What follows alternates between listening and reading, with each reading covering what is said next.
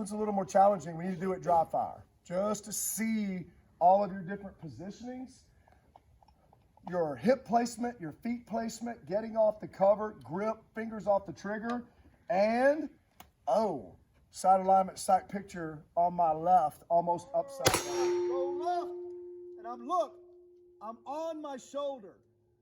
Look where this toe's at. I'm trying to stay behind cover as much as I can. My body and torso's behind cover. I'm not out here like this. I'm like here. This toe's keeping me balanced. Elbow, bicep, deltoid on the ground. And I'm basically shooting upside down. Finger off the trigger, roll right.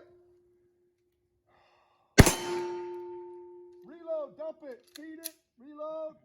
Go back to the other side. Scan and holster. Even with you guys standing there, safely holster. Got it? Just now. Learning the drill, nice and slow. It's going to be 5 rounds, 1 on each side. Just learning the technique. AIs, help us work the line. If you see that their feet are out behind cover, they just grab their pants leg and just pull the knee up. If you see that they're not stabilized in base correctly, maybe their foot needs to be moved up, speak to them or get my attention. All right? All right, shooters, draw, post, roll right. All right, hang on, brother. Give me this. Yes. You shot this position in the Marine Corps.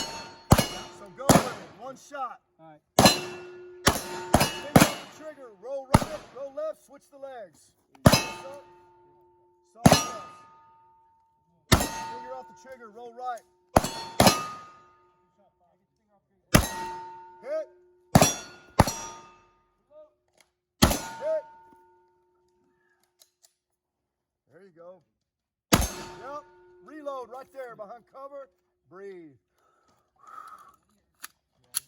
Good.